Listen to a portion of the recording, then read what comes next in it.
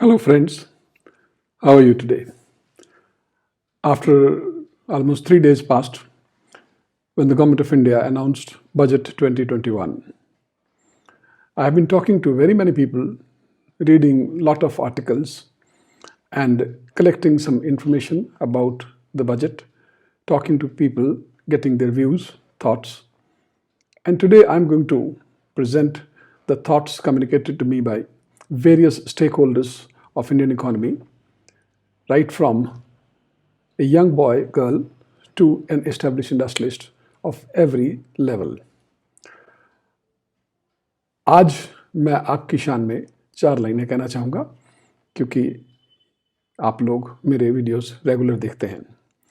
जो दिल का हो खूबसूरत, जो दिल का हो खूबसूरत, खुदा ने ऐसे लोग बहुत कम बनाए हैं। जो दिल का हो खूबसूरत, खुदा ने ऐसे लोग बहुत कम बनाए हैं। जिन्हें ऐसा बनाया है खुदा ने, आज वो हमारी महफिल में आए हैं। आपका इस्तकबाल है, आपकी खिदमत में आज का वीडियो। मैं हिंदी और इंग्लिश दोनों में मिक्स रखूंगा because it helps many people. Today I'm taking this liberty to express my feelings about the feedback received from various patrons who are watching my videos. They're saying that Bali, your videos are long.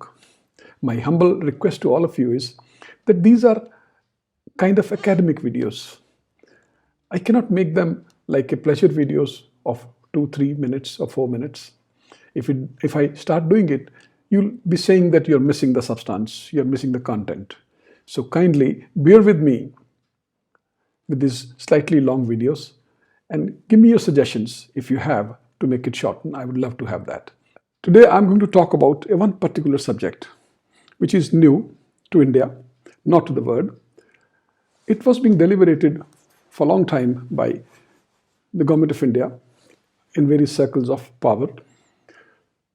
The one-person company, the announcement of introduction of one-person company in India, that's O.P.C, in the budget 2021 by the Government of India.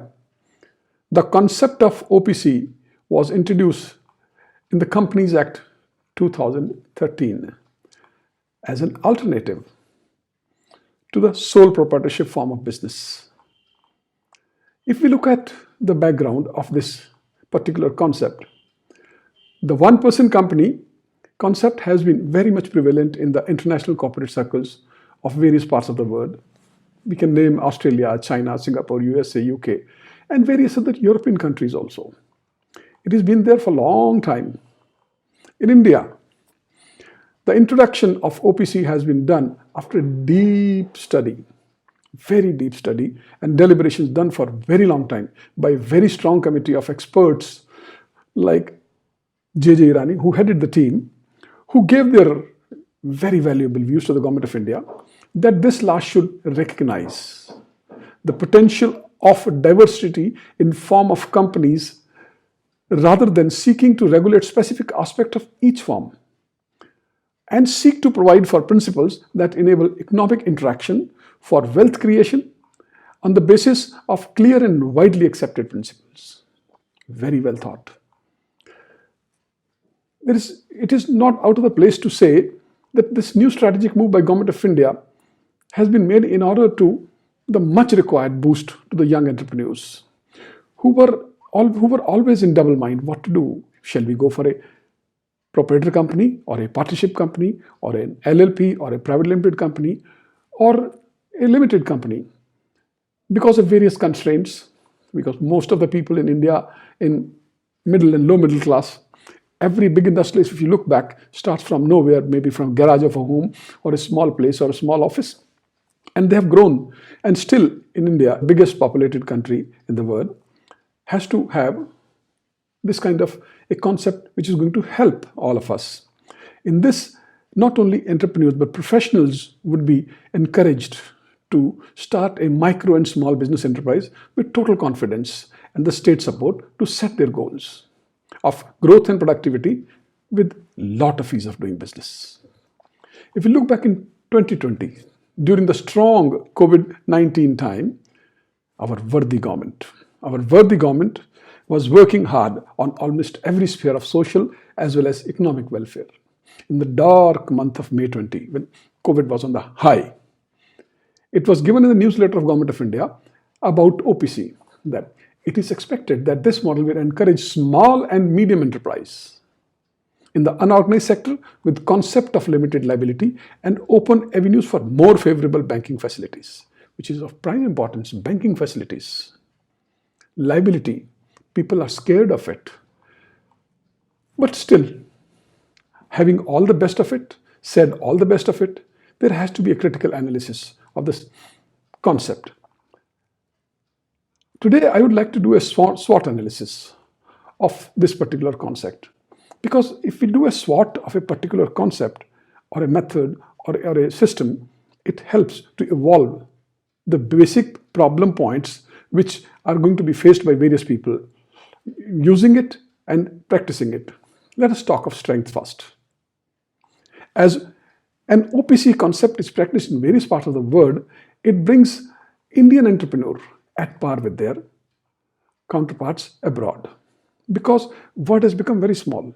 Everybody's reaching every other person in a split of a second with digital support. Number two is change of legal status anytime if needed from an O.P.C to private limited company or a limited company. Number three, freedom of a proprietorship firm and total empowerment of being a company. Great boost in persons and entrepreneurs' morale.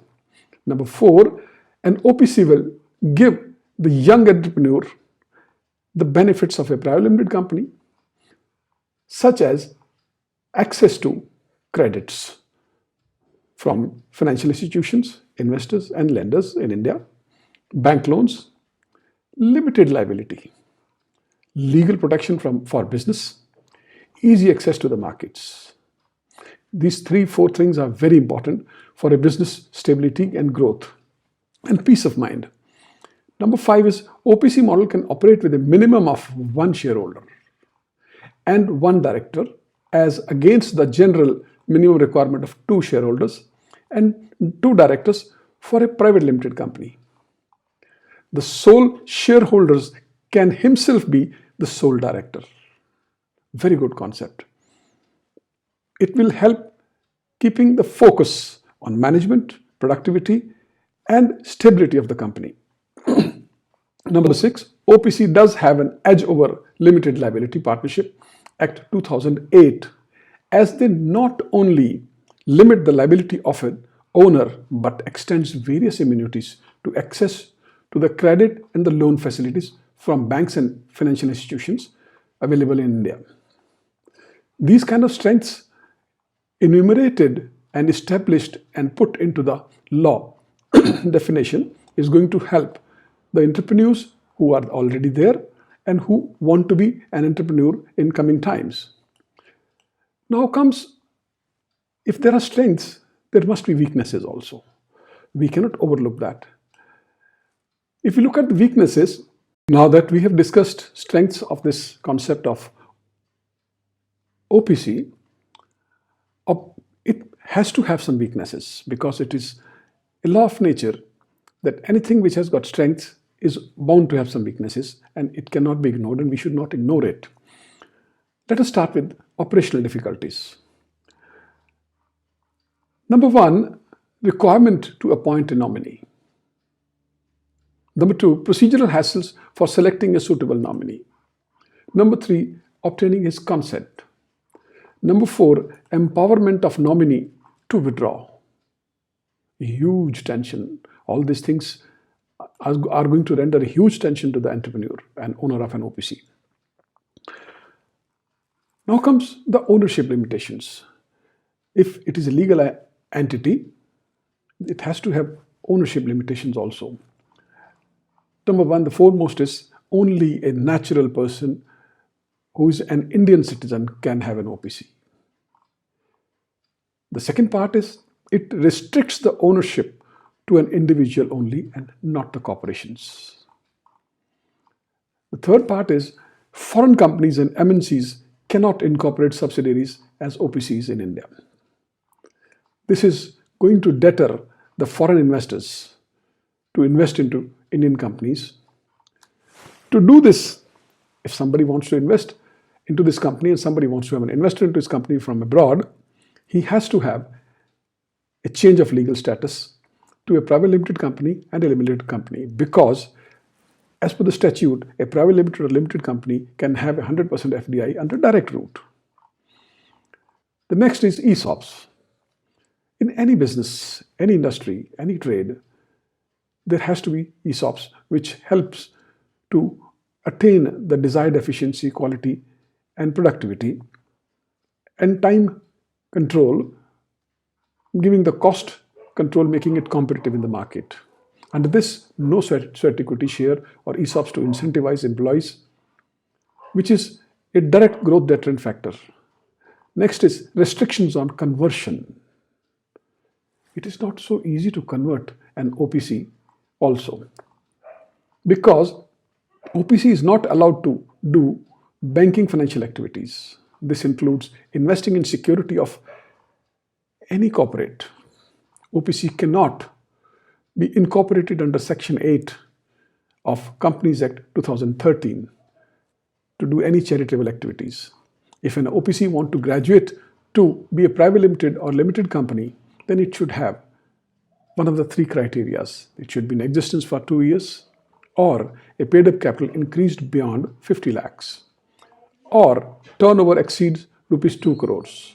Now, if we talk of opportunities, I would like to speak on both the aspects, specific terms and broader terms. Let us start with specific. If an entrepreneur with a long vision of growth, with full focus and stability, can go for this, easing his journey to become a full-fledged legal company, maybe private limited or limited, whichever suits him at the time. Now, if we talk of broader terms, O.P.C. will be a step ahead in transformation of the unorganized sector into an organized version of private limited company, thus helping in the regulation of unorganized sector of trade, benefiting to one and all. After looking into the strengths, weaknesses, and opportunities, we have to look at the fourth and the last most integral part of this SWOT analysis, that is the threats. There are some threats also, which are deterrent to opening of one-person company by the individuals. Number one would be procedural hassles can deter the individuals to go for this. Freedom given to the nominee to withdraw can hamper the focus and stability of the O.P.C. Restriction of ESOPs can be a direct threat to the efficiency of employees and growth of the O.P.C. If an O.P.C. owner wants to go for conversion, he has to have all the three factors: time, money, and the business. 2 years in existence, a sizable amount of 50 lakh rupees in hand, or turnover of rupees 2 crores. On the basis of all the above, an O.P.C. owner would always be under stress, as his desire for diversity and expansion is stifled. After having this SWOT analysis and discussions with the various stakeholders, present and potential, lot many people give their suggestions and recommendations, keeping in mind the ease of doing business after having an O.P.C. Let us start with number one, the restriction regarding the distinction between natural and legal person should be done away with. Number two, a body corporate should be allowed to incorporate an O.P.C. as a wholly owned subsidiary. Number three, an O.P.C. should also be allowed to be incorporated by foreign individuals as well as NRIs to promote foreign investment in India. Because O.P.C. is going to be the small startups which needs financial support without interest in form of equity, which generally comes from abroad. From Indian counterparts to get equity is slightly tough. Number four is the Income Tax Act should tax O.P.C. differently. then including them in the same slab as private companies. Number 5 would be an O.P.C has to comply with the rates of corporate tax as well as dividend distribution tax. A differential taxation method would encourage more people to adopt this mode of entrepreneurship.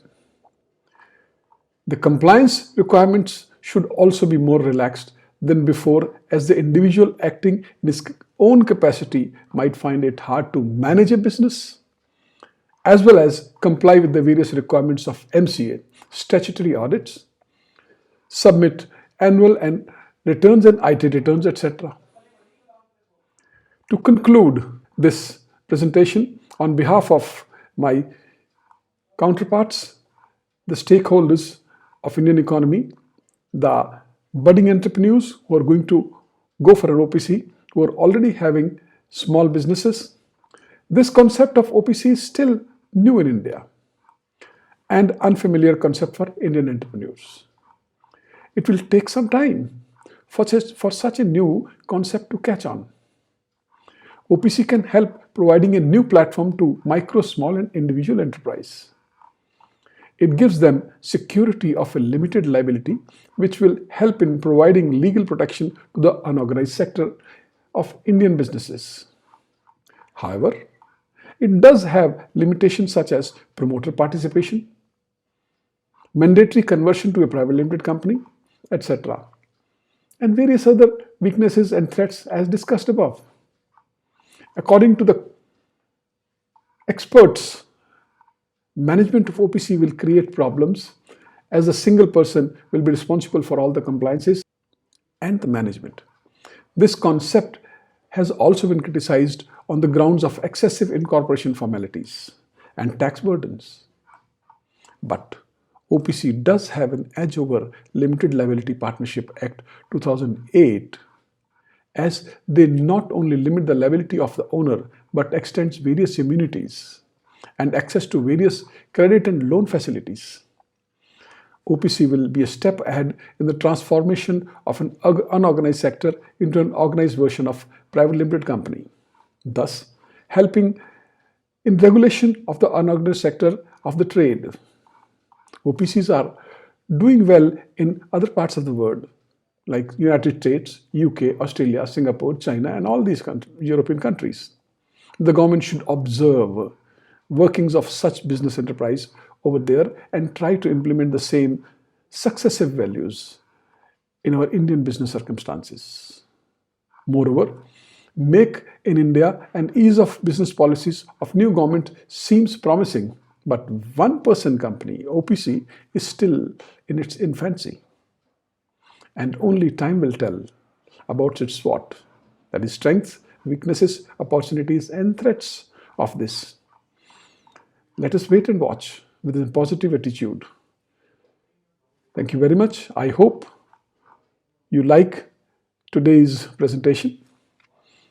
If you have any kind of feedback, I would welcome it. I would love to have feedback. May it be positive, may it be negative, as anything coming from you is always welcome. Thank you very much. Have a good day. Bye-bye.